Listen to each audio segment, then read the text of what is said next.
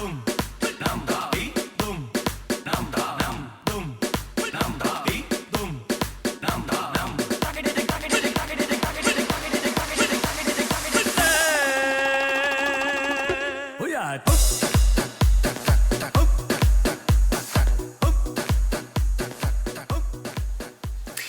tout le monde. Alors avant de commencer à répondre à vos questions que vous m'avez posées par rapport à mon bypass, je vais faire une petite parenthèse. Alors j'organise un meet-up sur Reims le 20 juin. Donc ce sera à la pizzeria à l'Astoria rue Jean Jaurès. Donc si vous êtes de Reims ou des alentours, je pense que vous connaissez. Donc en fait ça m'est venu comme ça. Je me suis dit tiens, j'ai envie de rencontrer mes abonnés. Alors j'aurais pu faire comme tout le monde un meet-up, vous savez, on fait du shopping et tout ça, mais ça me ressemble pas du tout et ça va complètement à l'opposé de ce que je vous ai indiqué sur la surconsommation. Moi j'ai plus envie, voilà, qu'on s'installe avec une bonne pizza et puis qu'on discute tout simplement. Une pizza ou autre chose, hein, c'est une pizzeria mais il y a d'autres choses à manger. Voilà, j'ai eu envie de vous rencontrer en fait et je me suis dit bon bah c'est la période où voilà on aime bien bouger, il va faire super beau normalement et ça tombe bien parce que je me suis dit bon là ça y est j'ai enfin récupéré ma forme à 100%. Donc on va en profiter pour rencontrer mes abonnés de Reims ou des alentours. Alors bien sûr si vous êtes d'ailleurs, il n'y a rien qui vous empêche de venir, mais je me doute bien que vous n'allez pas faire 300 bornes aller-retour ou même plus, même moins d'ailleurs pour me voir pour manger une pizza. Alors bien sûr il y a un nombre de places limité pour ce meet-up. Donc si vous voulez vraiment venir, si vous êtes disponible le 20 juin et que vous voulez venir me rencontrer et passer un bon moment avec moi, une fille qui jette des fleurs, oui forcément ce sera forcément un bon moment évidemment. Si vous voulez passer un petit moment avec moi, je vous invite à m'envoyer un MP sur Facebook ou sur mon adresse mail cocovani@gmail.com. Pour vous inscrire, vous mettez votre nom, votre prénom et votre numéro de téléphone. Comme ça le jour J, si j'arrive pas à vous joindre, j'aurai au moins un moyen de vous appeler. Donc ce sera certainement aux alentours de 19h30 à l'Astoria, mais ça par contre je vous redonnerai plus d'informations parce que l'heure n'est pas tout à fait fixée. Si ça vous intéresse, il y a déjà quelques filles qui seront présentes, surtout inscrivez-vous. C'est pas pour faire genre il y aura 700 personnes, mais l'Astoria c'est une petite pizzeria, je voulais quelque chose d'intimiste en plus. Alors je tiens quand même à préciser que bien sûr tout le monde va payer sa part, ça me paraît évident mais je préfère qu'il n'y ait pas de quiproquo. Il y aura un menu qui sera à tarif réduit exprès pour vous, enfin exprès pour nous. Mais voilà, je pense être claire sur le sujet parce que on sait jamais. J'ai malheureusement pas la chance de pouvoir vous payer à tout votre repas. Si je pouvais, je le ferais aisément. Donc j'espère que vous êtes contente si vous êtes des alentours et que vous pouvez venir. J'espère que voilà que ça vous tente. Parenthèse fermée. On va commencer à répondre aux questions. Alors, n'as-tu pas de crainte sur le long terme vu qu'il n'y a que peu de temps que cette opération existe? Pas plus de 10 ans. Alors Marine, il faut savoir que le bypass est beaucoup plus vieux que ça. Ça fait entre 40 et 50 ans qu'il existe et qu'il est réalisé aux États-Unis. Ne confonds pas le bypass et la sleeve parce qu'en fait la sleeve effectivement est récente mais le bypass est très vieux en fait. Donc non, je n'ai pas de crainte sur le long terme. Après, je t'avoue qu'il n'y a pas énormément de personnes, même peut-être pas du tout, qui ont 60-70 ans qui sont bypassées. Donc sur le recul, on va dire sur ce qui se passe après par rapport au métabolisme quand on vieillit, je suis pas sûre. Mais en fait, je crois que je me suis vraiment pas posé la question parce que j'avais beaucoup plus peur de mon long terme avec ma surcharge pondérale qu'avec un bypass tout simplement. Je voulais savoir pour commencer les démarches pour un bypass, est-ce qu'il faut commencer par le médecin traitant ou aller directement voir un chirurgien? Alors étant donné que je suis formée sur le domaine de la santé, si vous le savez très bien, je ne peux que te recommander de passer par le médecin. De toute façon, il faut respecter le parcours de soins. Parcours de soins, c'est la sécurité sociale qui vous dit si vous voulez avoir telle ou telle opération ou tel soin, il faut passer par le médecin, sinon on ne remboursera pas 70% mais 30% des soins. En plus des 70%, il y a les 30% de la mutuelle, entendons-nous. Mais si vous ne passez pas par votre généraliste, je sais qu'il y a quand même des prises en charge sécu à 100% de l'opération si vous allez directement voir le chirurgien, mais encore faut-il que ce soit un chirurgien. Je vous invite quand même à passer par, pour être simple, par votre médecin de famille parce que déjà il vous connaît et il va savoir déjà vous dire si vous allez avoir un préaccord, on va dire, ça peut vous rassurer dans votre démarche et en plus il peut vous aiguiller vers des chirurgiens que vous ne connaissez pas et en plus ça ira beaucoup plus vite pour avoir un rendez-vous. N'as-tu pas trop peur des complications? Non, pas vraiment. Et J'ai vraiment confiance en la médecine parce que mon père voilà, a subi une greffe cardiaque et j'ai vu beaucoup de choses par rapport à la médecine. Donc non, j'ai pas vraiment peur des complications. T'es-tu fixé un objectif poids à atteindre grâce au bypass? Oui, je me suis fixé exactement 99 kg et j'ai mon fossile qui se décolle. Le fossile qui s'en va comme ça, coucou. Tout d'abord, un grand bravo pour cette opération qui nécessite beaucoup de courage. Merci Léa. Comptes-tu faire de la chirurgie réparatrice ou comptes-tu seulement sur le sport? Léa, j'adorerais pouvoir compter que sur le sport. J'ai repris le sport la semaine dernière, donc samedi dernier. Donc nous sommes jeudi. J'y retourne samedi. J'aimerais bien me dire que le sport suffira. Pour l'instant, je fais 1h15 à peu près de sport. Je me suis fixé 1h15 à 1h30 de sport par semaine. J'augmenterai petit à petit. Parce que si je me fixe des trop grands objectifs, je suis quasi sûre de me planter. Et donc clairement, je pense que je vais pas avoir le choix que de faire de la chirurgie réparatrice, ne serait-ce que pour mes bras, ne serait-ce peut-être pour mon ventre. Maintenant, le chirurgien, le professeur qui m'a opéré est sceptique, il m'a dit qu'il pensait pas que j'aurais besoin de ce recours. On verra bien, j'en suis pas là, j'aimerais bien compter que sur le sport parce que la chirurgie réparatrice me fait vraiment très peur. Alors, je voulais savoir si est-ce que j'arrive à avoir faim ou si c'est moi en voyant l'heure qui me dit il faut manger. Alors au début, vous avez un protocole à respecter. Vous devez manger à telle heure, à telle heure, à telle heure, à telle heure. Donc au début, j'ai envie de dire c'est l'heure qui me disait il faut que tu manges. Parce que après tout ce qu'on vous a fait dans le ventre, ben j'avais pas faim du tout. Maintenant, 1 mois et demi d'opération, la faim commence à venir. Je dirais que je mange parce que la faim se fait ressentir physiologiquement, mais qu'elle ne se fait pas ressentir psychologiquement. Je ne sais pas si j'arrive à me faire entendre. Ce que je veux dire par là, c'est que un bon nombre d'entre nous aujourd'hui mangent parce qu'ils ont envie de manger et non pas parce que leur corps en a besoin. Et ça c'est humain, de toute façon avec la consommation, vous regardez la télé, on vous donne tout le temps envie de bouffer, vous allez dehors, vous avez tout le temps de la pub de bouffe, vous avez les pharmacies, vous avez les boulangeries ou ce type de fast-food, je ne sais pas quoi, qui louent des espèces de machines, je ne sais pas si vous le savez, des mécanismes qui sont là pour, alors ça s'appelle du marketing sensoriel, qui sont là pour propager à l'extérieur de la boutique ou de l'enseigne des odeurs qui vont vous donner envie. Vous n'avez jamais posé la question pourquoi la boulangerie à côté de chez vous, est-ce que ça sent toujours, pourquoi est-ce que ça sent toujours le croissant du matin au soir? Vous pensez franchement que du matin au soir ils vont faire des croissants? Ce sont des espèces de machines qui envoient cette odeur à l'extérieur pour vous donner envie. Et d'ailleurs ça marche très bien parce que qui ne s'est jamais dit en passant à côté du fast-food ou tout simplement d'une boulangerie, putain ça sent bon, du coup j'ai envie d'un croissant, et se fait avoir et rentre quoi. Toujours est-il, je sais plus où j'en étais, voilà, que du coup je mange plus parce que mon corps a besoin d'éléments plutôt que parce que j'ai faim pour l'instant. Encore une fois, mon opération est quand même toute jeune, donc ça évolue tout ça. Pour côtoyer des bypassés de 5 ans, ces personnes ont faim. Moi, je n'ai pas encore vraiment faim pour l'instant. Est-ce que j'appréhende mon corps à le voir changer aussi rapidement? Pas du tout, parce que je n'attends qu'une seule chose, c'est de le voir changer. Tout ce que je dis aujourd'hui, c'est un bypass J plus 1 mois et demi. Hein. Si ça se trouve, dans 6 mois, j'aurai pas du tout le même discours et ce sera peut-être intéressant, justement, dans 6 mois, de refaire une FAQ. Est-ce que j'appréhende de ne pas me reconnaître dans un corps beaucoup plus mince? Non, c'est ce que je veux en fait. Alors je voulais savoir pourquoi l'anneau n'avait pas fonctionné sur toi et au bout de combien de temps ils te l'ont retiré. Alors j'ai posé l'anneau en juillet 2010 et j'ai retiré en octobre 2014. Oui. Il n'a pas fonctionné sur moi pour la simple et bonne raison que à l'époque j'étais jeune aussi et je pensais que l'anneau allait être la solution à tous mes problèmes, qu'il allait me faire arrêter de bouffer, que j'allais maigrir et devenir Beyoncé quoi. Non. Non, pas du tout. Un anneau gastrique, il faut que tu sois au régime pour que ça marche. Voilà, clairement, on va synthétiser.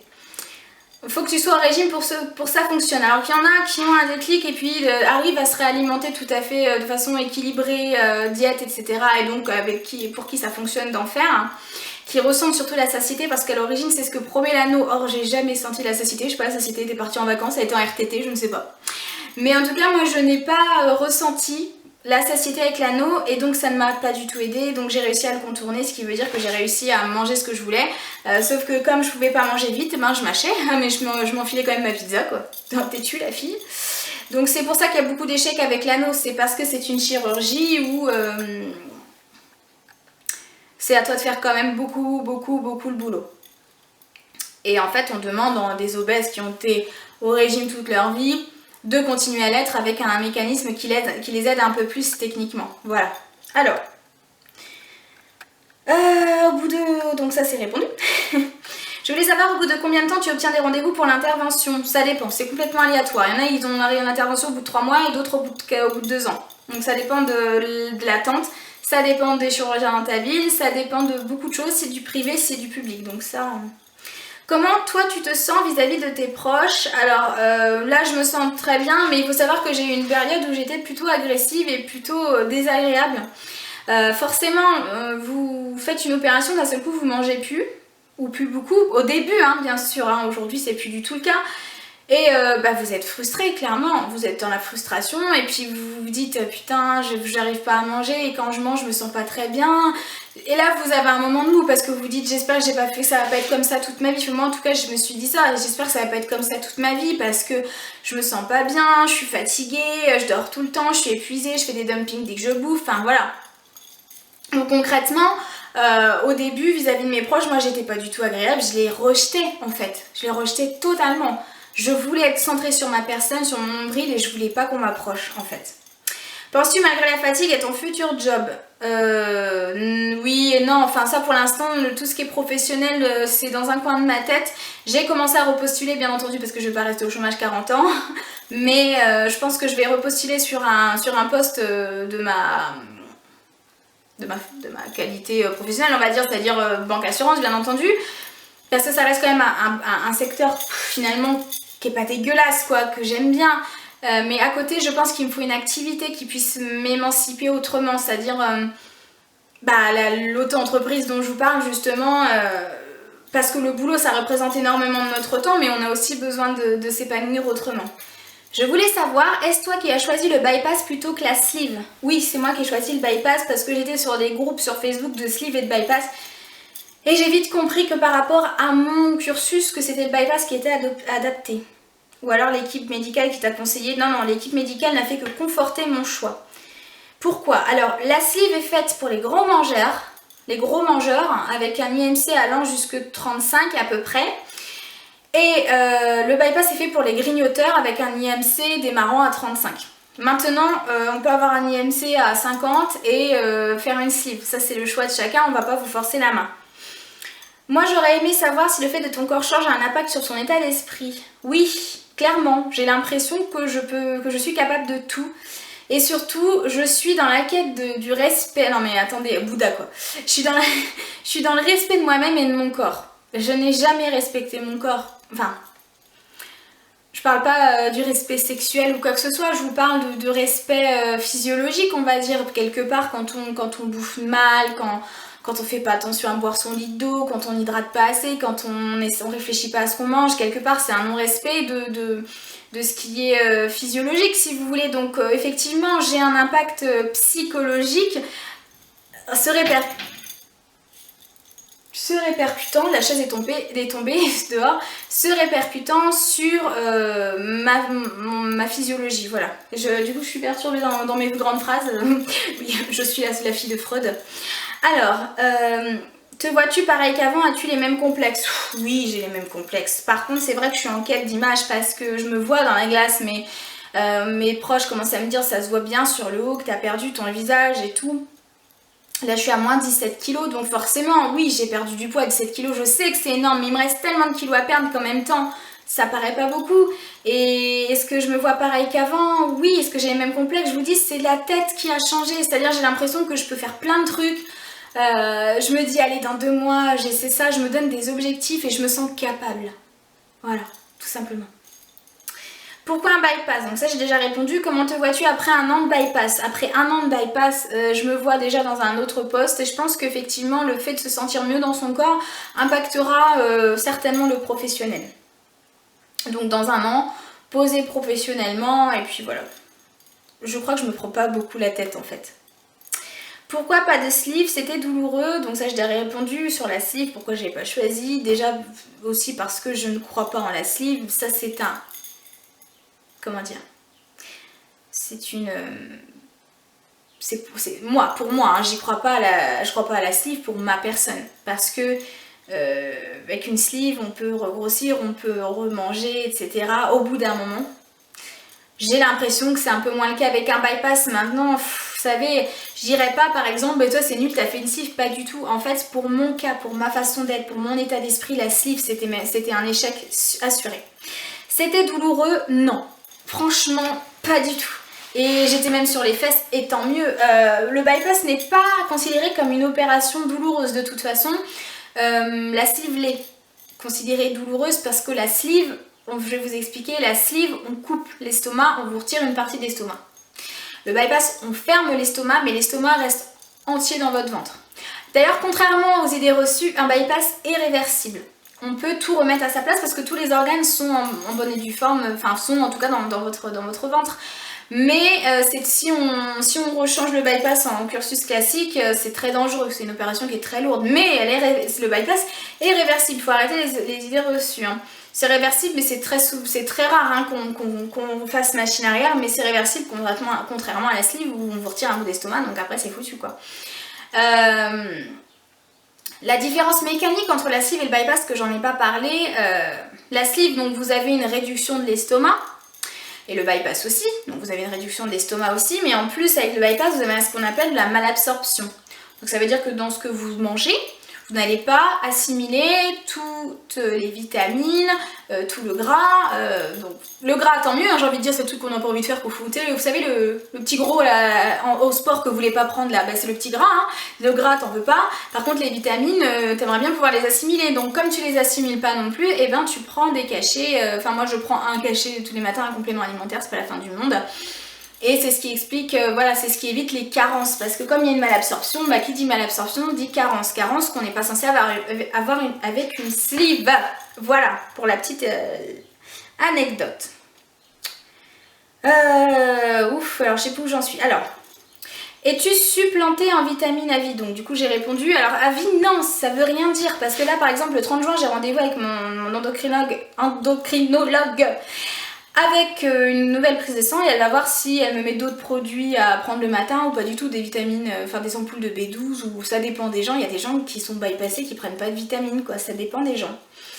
Avais-tu ce que l'on appelle une obésité androïde localisée dans l'abdomen? Non. Et si oui, rêves-tu de l'abdomen? Ça c'est du coup. Alors, coucou Wendy, quand tu as fait part à ton chirurgien que tu voulais retirer ton anneau pour avoir un bypass, a-t-il accepté de suite? Bah oui, parce qu'on peut pas faire un bypass sans anneau, et puis il a bien vu que j'avais un anneau depuis 10 ans, et puis que depuis 5 ans, que j'étais toujours aussi grosse quoi. Par rapport à ton hospitalisation, quelle a été la chose la plus difficile? D'attendre, parce qu'en fait moi j'ai pas eu mal. J'ai eu que cette sensation, on va dire, de courbature au niveau de l'abdomen, comme si j'avais fait des abdos. C'est passé très vite, alors je sais plus, mais j'ai été hospitalisée le lundi, j'ai été opérée le mardi matin. Et le jeudi j'étais déjà debout parce que le mardi matin ou mercredi matin on est en salle de réveil. Et le lendemain, donc j'étais déjà debout. Donc en fait le plus long pour moi l'hospitalisation c'est d'attendre parce que comme j'étais opérée sur Paris, le chirurgien refusait de me faire rentrer. En plus ça tombait sur le lundi de Pâques, donc il refusait de me faire rentrer avant un week-end. Parce qu'il m'a dit s'il y a un problème ce week-end, tu fais comment? Tu redescends comment? Donc du coup il m'a fait partir que le dimanche. Voilà. Donc la chose la plus difficile c'était d'attendre parce que quand t'as pas mal, t'es à l'hôpital, t'as pas de soins du coup parce que comme me disaient les chirurgiens, ils me disaient ah vous avez pas mal et tout, bah tu te fais chier quoi clairement. As-tu des conseils pour des personnes qui souhaiteraient se faire opérer? Non, surtout pas. Je veux pas m'engager là-dessus. Des conseils, non, surtout pas, parce que c'est tellement propre à chacun. Imaginez, je dis conseil, je dis ouais, faites-le, c'est trop bien. Puis il y en a une, elle le fait, elle se tape une embolie. Enfin non, carrément pas de conseil là-dessus. Vous faites bien ce que vous voulez. Combien de temps t'ont pris tes démarches et où en es-tu avec ton poids? Alors j'ai perdu 17 kilos et au niveau des... donc en un mois et demi, et au niveau des démarches... C'était quoi la question? Combien de temps a pris tes démarches? 1 an et demi. C'est un peu compliqué parce que j'ai eu un cursus un peu complexe, mais je vais dire 1 an et demi. Envisages-tu une opération de la peau quand ce sera nécessaire? Donc bah s'il faut le faire, je le ferai, mais vraiment reculons parce que j'ai une pétoche pas possible. Regrettes-tu l'anneau? Oh putain, pas du tout quoi. Quand je vois le confort que c'est un bypass par rapport à un anneau, pas du tout quoi. Le plus dur dans toute la préparation de l'opération, le plus dur dans toute la préparation de l'opération, pour moi, c'était la gastroscopie parce qu'on me l'a fait sans m'endormir. Donc on m'a enfoncé un tuyau dans la gorge alors que j'étais réveillée, c'était atroce, j'ai failli vomir 60 fois, enfin je voulais mourir quoi. Clairement, j'ai trouvé ça horrible. Le plus motivant pour moi, le plus motivant c'est de me dire que peut-être l'hiver, pas 2015 mais l'hiver 2016, je pourrais m'acheter une belle paire de bottes en cuir. Non, c'est pas le plus motivant, mais le plus motivant, tout est motivant en fait. As-tu peur de devenir quelqu'un d'autre car on sait que ça peut être une carapace? Je vais devenir quelqu'un d'autre, je suis déjà quelqu'un d'autre. Mais j'ai pas peur. Comment te sens-tu là maintenant? Bah j'ai un peu envie de chier mais non. Je me sens super bien. Je me sens super bien, je me sens épanouie, je me sens bien tout simplement. Es-tu toujours la même? Non. Comment ont réagi tes amis et ta famille pour la décision sur le bypass? Beaucoup de peur, beaucoup de questions, beaucoup de craintes. Et puis finalement comme ça s'est bien passé, bah, beaucoup de joie. Voilà. La question, à quel moment as-tu eu le déclic? Te dire ça y est j'en ai marre, faut que ça change. En 2010, voilà. Mais voilà, entre le déclic et arriver à aboutir à quelque chose, j'ai toujours pas abouti à mon objectif, hein, d'ailleurs c'est très long. La pose d'un anneau gastrique est-elle remboursée par la sécurité sociale? Oui. Si oui, quels sont les critères à remplir? Alors il faut avoir un IMC de 30. Hello ma belle, qu'est-ce que tu penses de ces personnes qui crachent sur les gros ou sur l'obésité après avoir eu une opération de ce type? Ce sont des cons, voilà, tout simplement. Je trouve ça dégueulasse en fait de se dire ça y est parce que t'as maigri tu peux cracher sur les gros. Moi j'ai beaucoup vu aussi des gens opérés qui disent aux gros bah, pourquoi tu te fais pas opérer quoi, mais enfin de quel droit on dit aux gens pourquoi tu te fais pas opérer quoi, et toi pourquoi tu fais pas greffer des neurones quoi. Donc ça je peux pas, ça j'ai vraiment du mal avec ces personnes là parce qu'il faudrait peut-être qu'elles regardent en arrière à voir où est-ce qu'elles en étaient avant de se permettre de juger les autres quoi. Qu'on est forcément heureux plus mince, qu'on peut être plus beau et belle en étant, qu'on ne peut être beau ou belle en étant gros. Alors Bérénice, si c'est ce que je pense de ça, on n'est pas forcément plus heureux plus mince. Je pense qu'on est plus heureux à partir du moment où on arrive à se retrouver, où on se sent en phase avec soi-même, rond ou pas d'ailleurs. Je fais partie des gens qui pensent qu'on ne peut pas être totalement épanoui en étant gros, mais ça c'est un avis qui est discutable hein, bien sûr. Mais on ne peut pas être belle en étant gros, je suis désolée, c'est pas pour me vanter ou quoi que ce soit, je suis très très grosse et je me trouve pas dégueulasse quoi, voilà. Et sinon, qu'est-ce que ton chéri a pensé de l'opération? Alors il a fallu que je lui explique parce que Jean-Charles ne connaissait pas du tout et il était pour tout simplement parce qu'il avait peur pour ma santé, il touchait souvent mes genoux en me disant j'espère que ça te fait pas mal et tout, donc il était complètement pour. Maintenant il a eu très peur, hein, clairement. Alors, j'aimerais savoir quelle est la perte que tu envisages, nombre de kilos ou taille de vêtements. Alors, j'adorerais faire un 46, je sais pas. J'ai évité de penser à tout ça, je vous jure que c'est vrai. Il paraît que l'on met parfois du temps à se reconnaître une fois changé. T'arrives-tu à t'imaginer ainsi? Oui, clairement, j'arrive à m'imaginer avec une taille 46 parce que je vois les morphologies de mes amies, elles sont en règle, elles sont un petit peu pulpeuses, enfin j'en vois 2 par exemple qui sont pulpeuses, je me dis bah ça me plairait carrément quoi, voilà. Étant bypassée moi-même, pas trop de questions, mais juste préciser ma belle dans ta vidéo qu'il faut pas se comparer aux autres. Et oui, tout à fait. En fait, c'est pour ça que je donne pas vraiment de conseils, parce que les expériences avec la chirurgie bariatrique, elles sont complètement différentes déjà d'un hôpital à l'autre. Les protocoles sont différents. Les chirurgiens vous disent de faire certaines choses dans certaines cliniques ou certains hôpitaux et dans d'autres ils vous disent de faire le contraire. Donc c'est difficile de donner des conseils parce que quand on est dans ce parcours, on cherche toujours à se faire un peu rassurer. On se dit j'espère que voilà, elle l'a fait, j'espère que ce sera comme elle, etc. Mais en fait les parcours ils sont tellement différents. La perte de poids est différente, t'en as au bout d'une semaine ils ont perdu, enfin moi au bout d'une semaine j'avais perdu 8 kilos, non, oui c'est ça 8 kilos, alors que t'en as au bout d'un mois ils perdent 1,5 kg, donc C'est vraiment trop différent. Il faut pas se calquer sur l'expérience d'une autre parce que je vous assure que même moi, moi en tout cas, j'ai essayé de me reconnaître dans d'autres parcours et je vous assure que c'est carrément impossible. Par exemple, il y a des aliments que certains vont pas tolérer. Moi, j'ai de la chance et je vais toucher du bois. J'ai de la chance parce que je tolère tous les aliments. Il n'y a que le lait qui a du mal à passer maintenant, mais n'essayez pas en fait de vous calquer sur les expériences des uns et des autres. Alors moi, je la partage parce que voilà, parce que je fais des vidéos YouTube et parce que j'ai décidé de partager cette opération. J'aurais pu ne rien dire, hein, je veux dire, j'aurais pu garder ça pour moi, mais j'ai décidé de le partager avec vous parce que j'avais aussi envie de le partager avec vous et parce que je fais des vidéos sur YouTube, mais c'est pas parce que moi ça s'est passé de telle ou telle façon que je perds assez rapidement pour l'instant. Comme ça se peut que le mois prochain je perde 1 kilo et ça va me saouler, je le sais, mais il n'y a pas de règle en fait, il n'y a pas de règle pour ces opérations. Donc comme elle le dit effectivement, la mistinguette, ne pas se comparer aux autres, tout simplement. Alors c'est facile à dire mais c'est vraiment pas évident à faire. Si, je vais quand même donner un conseil et les médecins vous le donneront ça de toute façon. Allez voir le psy bien avant votre opération pour appréhender les changements. C'est ce que je fais, c'est ce que j'ai fait et je vous assure que vous n'êtes pas plus fort que quelqu'un d'autre. Ça c'est certain. Et faites du sport. Moi je vous assure, le sport c'est pas quelque chose qui à la base me fait plaisir. Hein. Je trouve ça dur, je trouve ça chiant, j'aime pas transpirer, je suis une feignante, j'aime pas... je suis quelqu'un qui va toujours vers les trucs que j'aime bien faire quoi. On va vous le dire, vous allez dire mais oui, parce que vous le savez. Mais tenez-vous-y.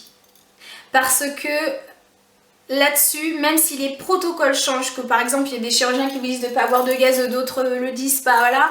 Là-dessus, ils vont être tout à fait d'accord. Le psychologique, de toute façon l'obésité n'est qu'un symptôme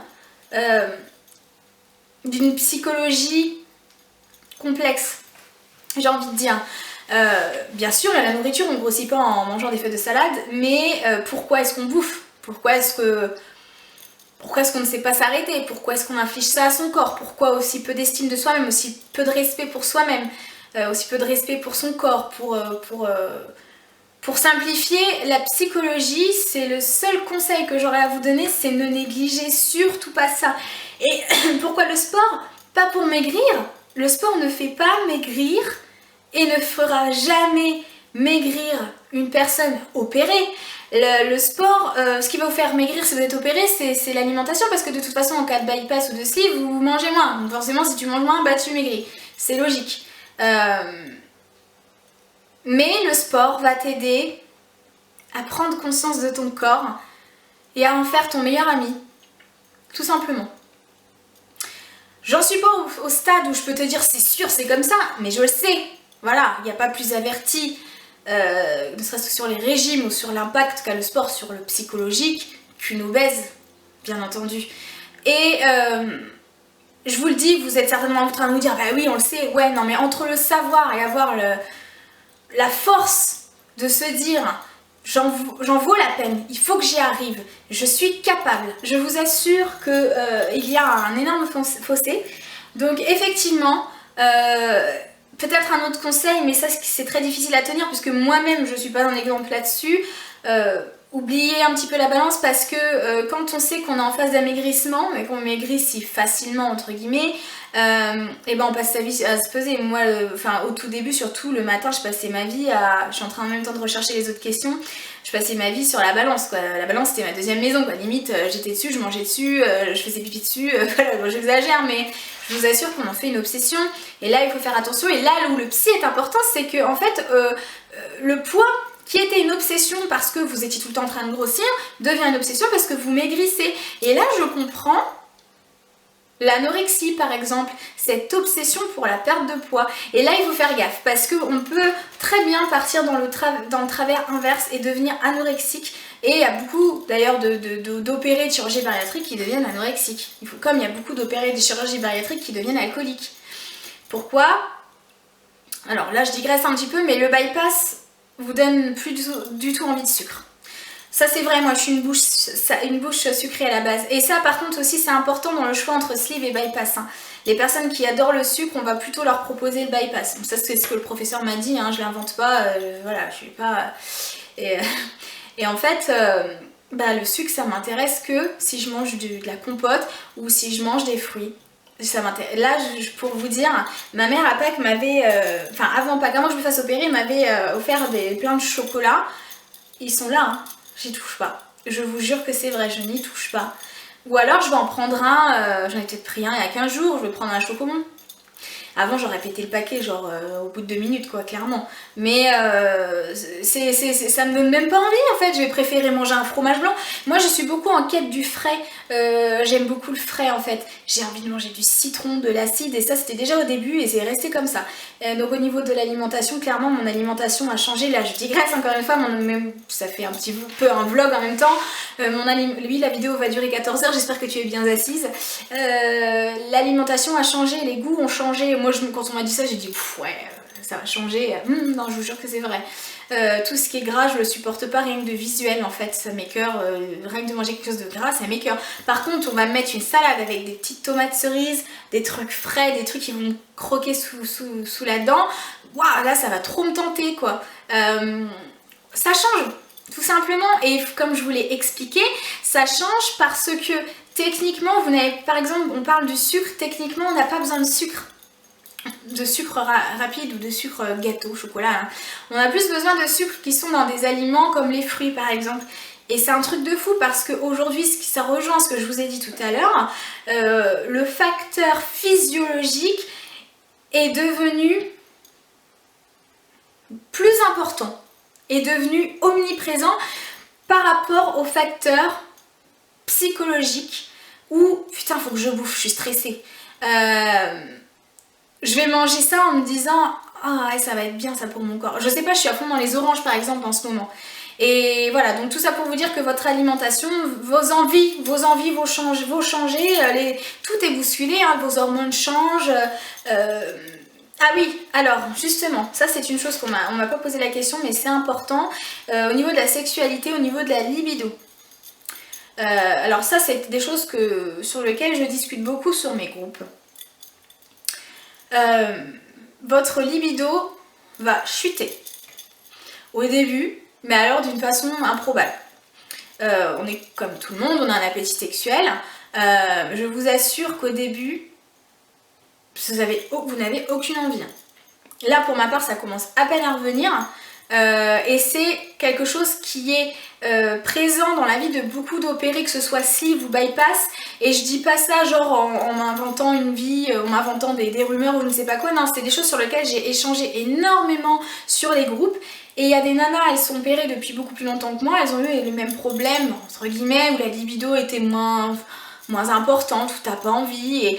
Et là, c'est la fatigue, tout simplement parce que vous êtes fatigué. Donc c'est vrai que bon, ça demande un peu d'énergie, quoi. Et la libido va baisser. Donc ça c'est quelque chose qu'il faut considérer aussi parce que psychologiquement c'est pas évident. Encore une fois je parle beaucoup de psychologie, de physiologie, mais c'est important. Je vous assure que la psychologie quand vous êtes censé apprécier votre corps changer, mais qu'en même temps vous n'avez pas spécialement envie de faire l'amour, c'est un petit peu... Tu te dis merde, c'est chelou quoi. Moi j'ai pas de soucis avec mon corps par rapport à mon amoureux forcément. Mon amoureux, oui, nous sommes au collège. J'ai pas de soucis par rapport à mon corps lors des moments charnels parce que c'est une relation de confiance, etc. Et puis j'ai jamais été spécialement complexée dans ce domaine-là. Mais il y a des personnes qui sont très complexées et qui peuvent se dire qu'en maigrissant, elles vont être très actives sexuellement. Et je vous assure qu'au début, pas du tout. C'est pas parce que vous maigrissez que votre vision vraiment du corps change justement et que vous allez avoir un appétit sexuel monstrueux. Il faut considérer encore une fois le mot-clé fatigue. Et ce mot-clé fatigue est très très important et peut-être déstabilisant parce que justement vous vous attendez certainement à ce que ça change parce que vous n'étiez pas bien dans votre peau, des choses comme ça. Ce sera pas tout de suite, il faut laisser le temps, il faut vous laisser du temps. Et donc je tenais quand même à aborder ce sujet hein, qui...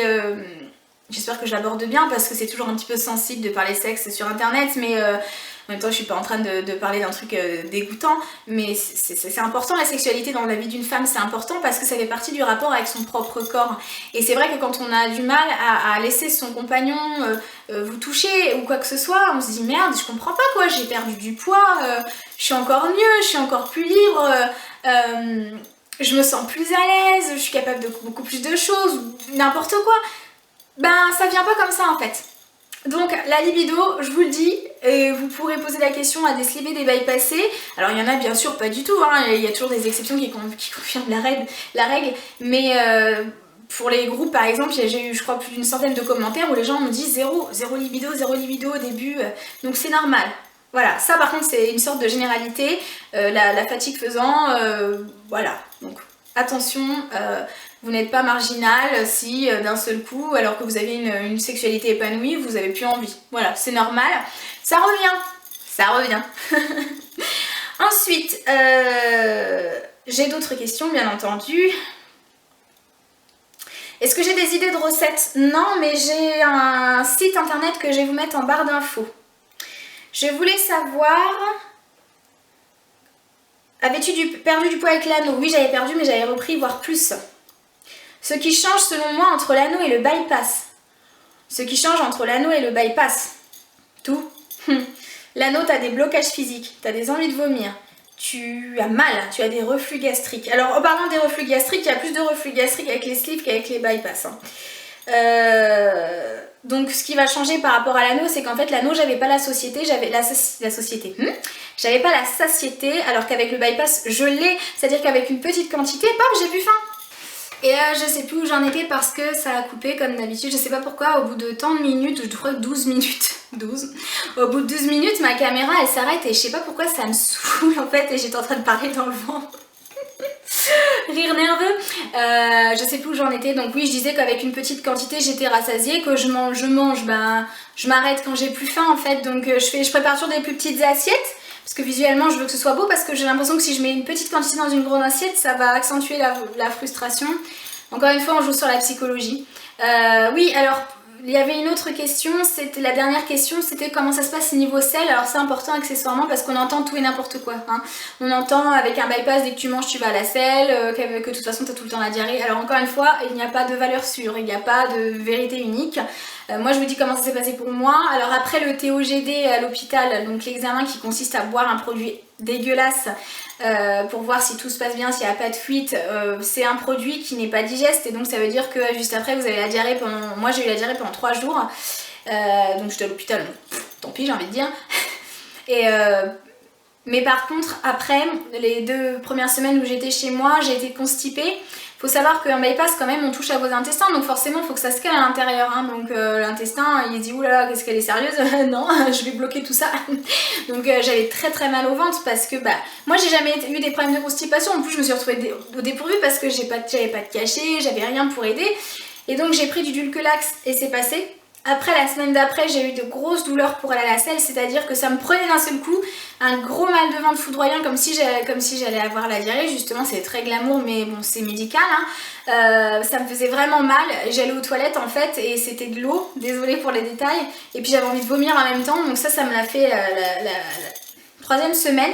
Et puis depuis, bah tout va bien. Donc il faut considérer qu'il y a beaucoup de personnes qui sont constipées après. Mais alors les histoires de genre tu manges, tu chies, non, vous savez, on n'est pas des canards quoi. On ne vous transforme pas en canard. C'est pas ça du tout. Mais c'est vrai que il y a un temps d'adaptation pour les selles. Moi maintenant tout va bien. J'ai même plus à la selle qu'avant puisque je m'hydrate mieux. Au début vous êtes constipé aussi parce que vous avez du mal à boire. Et c'est vrai que vous bougez pas beaucoup parce que vous êtes fatigué. C'est vrai qu'accessoirement pour aller à la selle, ben, il faut marcher et il faut... animer votre côlon, exactement, mais c'est vrai ce que je dis, il faut stimuler votre côlon et il faut hydrater accessoirement pour pouvoir aller aux toilettes. Donc comme vous ne pouvez pas boire énormément parce que vous avez cette sensation au niveau de l'estomac et on vous dit de boire pas plus de 3 gorgées à chaque fois que vous buvez, vous laissez descendre, etc. Au début c'est difficile, donc il y a la constipation, ça faut le considérer. Et ça c'est des choses que beaucoup de personnes ont. Après... bah tout va bien de ce côté-là, je vous remercie de vous en soucier. Non mais je veux dire par là que ça va se caler de façon tout à fait normale. En plus aujourd'hui je peux boire, oui, comme je disais, normalement, et je bois même plus que je ne buvais avant l'opération. Donc voilà, donc de toute façon il n'y a plus de questions là, je sais pas combien de temps va durer la vidéo. au moins 1 heure, je sais pas.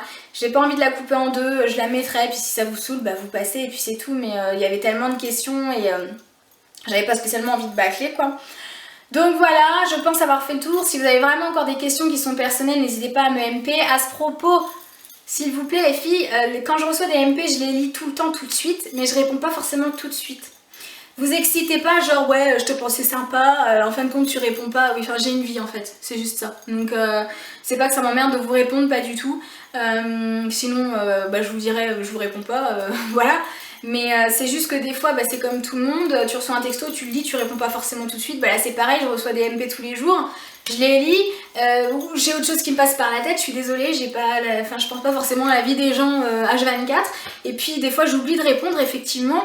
Ou tout simplement comme je réponds par ordre chronologique, bah, il se peut que ça prenne un petit peu de temps alors que j'ai lu ton message il y a 4 jours quoi. Donc ne vous excitez pas, c'est pas que je snob parce que je réponds à tous mes MP. Si j'y réponds pas et que ça fait un mois, là tu peux me relancer, c'est clairement que je t'ai oublié parce que quand tu les lis, bah enfin bref, je suis très mal organisée. Mais il faut me laisser un peu de temps quand même parce qu'il y a des gens qui s'excitent, ouais je te pensais sympa, en fait tu snobs. Pourquoi? Parce que genre j'ai pas répondu à ton MP au bout de 5 minutes, excuse-moi je suis pas à ta disposition quoi. Donc voilà, en tout cas je vous remercie beaucoup parce que vous avez été, parce que vous m'avez suivi dans cette histoire en fait. Vous m'avez suivi et que ce soit quand j'étais à l'hôpital, vous avez passé beaucoup de temps avec moi en me disant ça va aller, nanana, en me donnant des conseils pour ceux qui étaient opérés, etc. Et vous avez été super cool, mon rouge à lèvres est en train de me gêner. Vous avez été super cool et même aujourd'hui vous l'êtes, puis vous demandez toujours des nouvelles et puis vous vous intéressez alors que vous n'êtes pas forcément confronté à l'obésité, ça c'est super cool. Bref, je vais arrêter de parler parce que la vidéo est juste trop longue et YouTube me va dire non mais t'es sérieux, c'est pas un court métrage chérie quoi. Je vous embrasse et je vous dis à la prochaine vidéo.